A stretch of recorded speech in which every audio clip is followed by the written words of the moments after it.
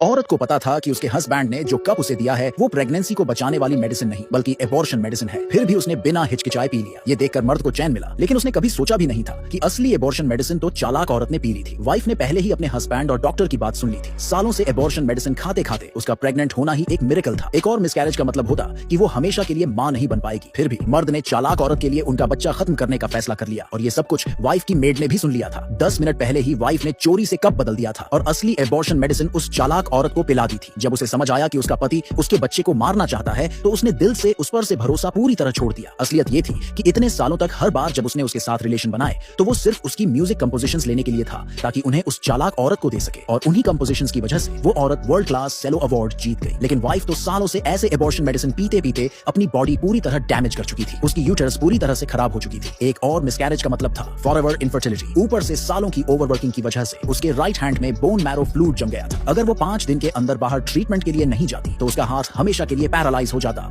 और वो कभी भी सेलो नहीं बजा पाती। लेकिन ट्रीटमेंट करवाने का मतलब था बच्चे को खो देना। जब उसने स्क्रीन पर उस ग्लैमरस कपल को देखा तो वो अचानक जैसे नींद से जागी। उसने तुरंत फ्लाइट बुक करने की कोशिश की, लेकिन तब उसे पता चला कि उसके हस्बैंड ने 3 साल पहले ही सभी एयरलाइंस को ब्लॉक करवा रखा है कि उसे कोई टिकट न मिले। तभी उसे समझ आया कि मर्द ने उसे पूरी तरह रास्ता बंद कर दिया था, सिर्फ उस चालाक औरत की सक्सेस के लिए। लेकिन अब उसे हर हाल में 5 दिन के अंदर निकलना था। उस रात वो हाथ के जाम होने से बचाने के लिए मेडिसिन लेने ही वाली थी कि अचानक उसका पति घर आ गया। उसने हॉस्पिटल विजिट के बारे में कुछ नहीं पूछा, बल्कि उसे बोला कि जल्दी से चालाक औरत के लिए म्यूजिक कंपोजिशन खत्म कर दो। जब वाइफ ने कहा कि उसका हाथ अब बजा नहीं सकता तो उसने उसे झूठा समझा। उसे लगा कि वाइफ बस इसलिए बहाना बना रही है क्योंकि वो म्यूजिक लिखना नहीं चाहती। शादी को सिर्फ 1 साल हुआ था और उसने पहले ही 99 कंपोजिशंस उस औरत के नाम पर लिख डाले थे। फिर भी पति के दिल में उसके लिए कोई जगह नहीं थी। ये सुनकर वो थोड़ा नरम हुआ। वाइफ भी ज्यादा जिद नहीं कर पाई, क्योंकि अगर वो गुस्सा हो जाता तो उसे विला से बाहर निकलने ही नहीं देता, और उसका पासपोर्ट भी 3 दिन बाद ही तैयार होने वाला था। तो उसने उसी रात कंपोजिशन पूरी करने की हामी भर दी। अगली सुबह जब पति निकल रहा था तो उसने फिर से याद दिलाया कि म्यूजिक जल्दी से खत्म कर देना। वाइफ ने ऑरेंज जूस मांगने का बहाना किया ताकि वो किचन में जाए, और उसने पति का फोन उठाकर एयरलाइंस को मैसेज कर दिया कि उसकी ट्रैवल पर लगी रोक हटा दे। फिर उसने तुरंत मैसेज डिलीट भी कर दिया। लेकिन जैसे ही पति वापस आया फोन फिर से बजा और चालाक औरत का मैसेज आया। ये देखकर वाइफ ने चैन की सांस ली। मैसेज पढ़कर पति बोला कि उसे काम पर जाना है, अब बस 2 दिन बचे थे वाइफ की आजादी के लिए। उस दिन उसने देखा कि पति उस औरत को अपने पेरेंट्स से मिलवाने ले आया। सास ने तो यहाँ तक कह दिया कि बहू जाकर उसके लिए हॉट मिल्क बना ला। ये सुनकर वाइफ को आइडिया आया। जब वो दूध लेकर आई तो उसने जानबूझकर पूरा दूध उस औरत पर गिरा दिया। पति घबरा गया